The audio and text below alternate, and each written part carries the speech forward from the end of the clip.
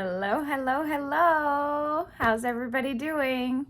Whew, got through that weekend. Ooh.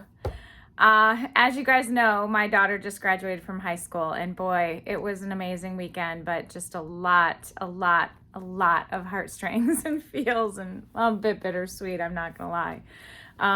But super happy for her, and what a weekend. Really just had a wonderful time.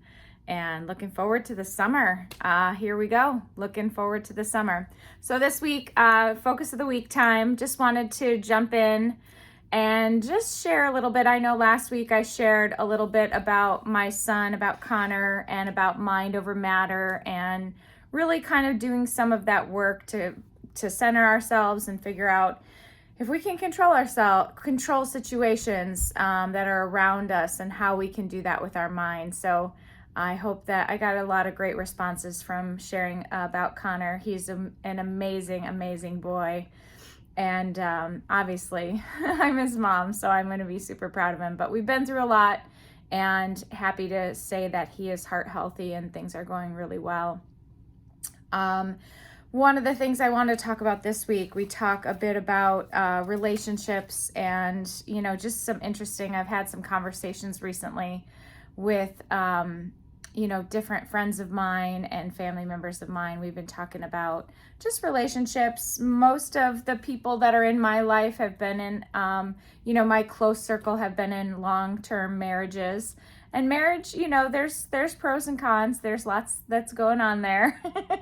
And, we think about like growing together or growing apart. And, I think it's one of the biggest challenges of life is, sharing your life and spending. It's one of the best joys that I have, but it's also a challenge. So I wanted to share a little bit about some of the things.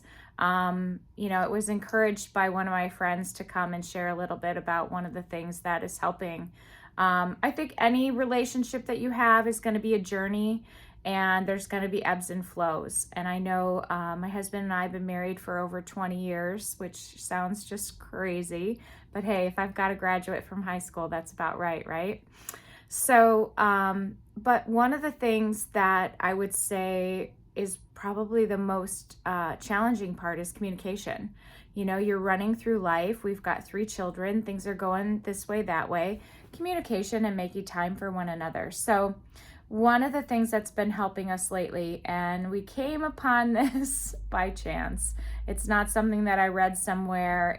It's just something that, in trying to figure out how to communicate and how to tell each other what was happening. We were in the middle of an argument, and I said to him, I feel like I'm on an island. And then I explained my island, and I told him what my island entailed and all the things that I was dealing with and how I felt so alone in certain spots. And, there's parts of that are super vulnerable, and, you're trying to figure out how to express something. I think sometimes we have things that are happening inside of us, but how do we take that and express it in a way that the other person can take that and interpret it and not, and get to the point of what that we're trying to make and get around the defensiveness and things like that. And I would say that for us, it's been a bit of a breakthrough, because now, we're able to sort of talk about what our island looks like. And what happened was he sent me a message back, and he explained his island. It was heavy, but it was eye-opening. It's not just me, we get into these moments where we think it's just us, and we think, and I started to see things, and I was able to see things because of the vantage point of having an island, being able to express what my island looked like, but him being able to express what his island looked like back, gave us a point where we were kind of meeting in the middle and meeting middle ground. And I have to say, get a little choked up on that, but it's important. And it's important to sort of bridge that gap. And one of the things that he was able to say to me was that he wanted to visit my island.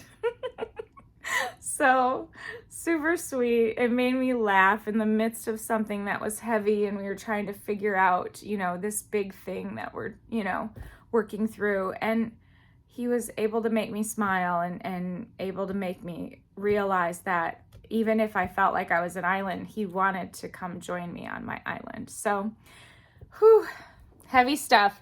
You guys know me. I'm super emotional. I don't, when we do have our wings event, prepare for tears because I laugh, I giggle, but I also have those tears that flow. But that's just how I am. And I think the biggest part for me is just continuing to try to figure out this amazing life that we have, right? So I hope that you guys are doing really, really well.